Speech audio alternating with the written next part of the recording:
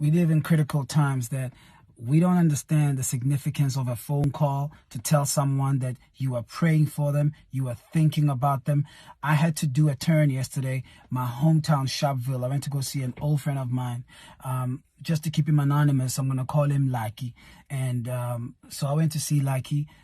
Firstly, I haven't spoken to Lucky in 10 years, but I went to primary school, high school. Lucky was that guy who always inspired me in my life. I always knew this guy was going to amount to something significant in society because he always had that vigor. He was that unstoppable force. Turns out that I'll go to see Lucky, and his grandma told me he's no longer living with them, but he's got a section in Sharpeville where he relocated to. When I went to see him, he didn't want me to know what has happened to him over the past 10 years. Apparently, life happened, and I don't want to go into the details of what happened.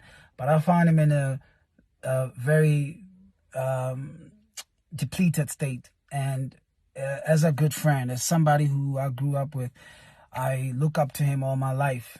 I had to remind him of the greatness and the inspiration he deposited in this guy.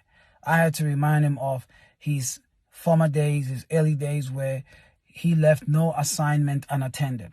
Like he was one of those guys who we all knew if there's going to be the first chartered accountant, it's going to be him. If there's going to be a first actuarial scientist, it's going to be him.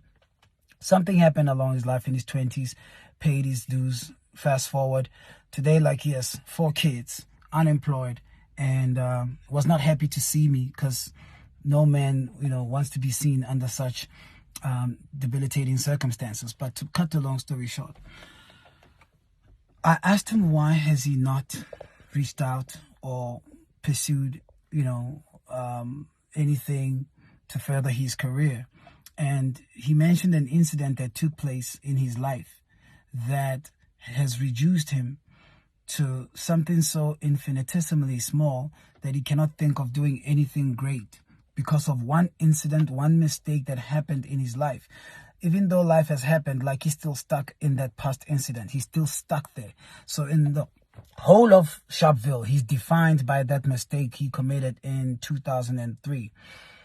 And the conversation went on and say he has acquired some skills because the guy is smart, very, very intelligent.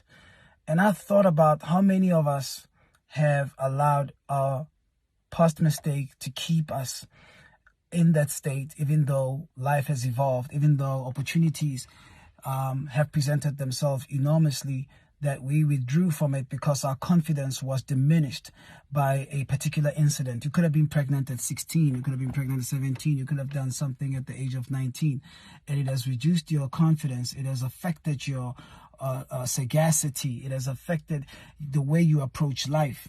And I thought about how judgmental our society has become. We are so judgmental that we still label people by the things that they struggled with in their early days. We are so judgmental. We will not forgive somebody who has demonstrated some remorse, who has demonstrated power to be given a second chance. The society has become so judgmental. We even write ourselves off because we are scared to prove to ourselves that we are bigger than what our past defined us, or we bigger than the mistakes we made in the past. And I thought about David. If you look at the incident of David and the incident where he slept with another man's wife, Uriah was David's servant, one of the most faithful servant, was married to a beautiful woman called Bathsheba. David killed a man and had a baby with Bathsheba. And this is the very same person that wrote Psalm 51. And in Psalm 51, he reaches out to God to blot out his transgression and forgive him. And you look at how he's able to ask God as a king to find favor with him for the sin that he's committed. And we today read the book of Psalm like David was some righteous,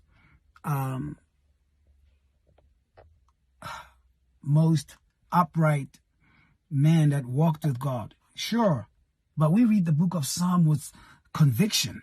We read the book of Psalm like this is written by some astute, powerful, righteous, dedicated young man. When you read the book of Psalms and the story told about David, we're not reading the book of Psalms like that's written by a murderer. We're not reading the book of Psalms that's written by somebody who society today will discredit him. I'll take it to the next level. Look at King Manasseh. I think it's in 2 Chronicles. King Manasseh, you talk about a man who hated God. You see, there are people who are just sinners, and there are people who just practice wrongdoing. This particular king hated God to such an extent that all he committed his life to was idolatry. He was chief priest of evil worship. And at some point, Manasseh found favor with God. And he turned his wrongdoing and said, Lord, please find favor to forgive me. And God forgave him. I don't know if those people lived in today's society, your David, Manasseh, how they will have been treated. And I'm speaking to some people right now who have written themselves off because of the mistakes and the decisions that are still biting them till this day. Your sin is not that bad to reduce the king and the queen in you. Your sin is not that bad to diminish the greatness that's in you. And I pray God raises an army of prayer warriors who will stand in the gap and speak for those people who are sleeping giants. Because there are giants that are sleeping inside of us because of the sins and the mistakes that we've made. If you can just wake up from whatever it is that has diminished you and break out of it, because it's in the past, it has happened. So Lucky, I am telling you now, we're about to do something incredible. Lucky's an industrialist, by the way, and we're about to do some amazing work together, because someone must reach out to that sleeping giant and ignite the fire in him. We have become so judgmental that some of us, all we do is to remind you of how bad your situation used to be.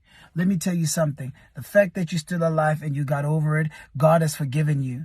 The sleeping giant in you has an appointment with destiny. And it's about time that you get up, wash yourself, rid yourself of the past, and say, Lord, use me one more time. I promise you, there's going to be an awakening post this pandemic. There's going to be a rise of people who have been suppressed by their circumstance that are just going to mount. And just come out. Come out of your darkness. Come out of your darkness.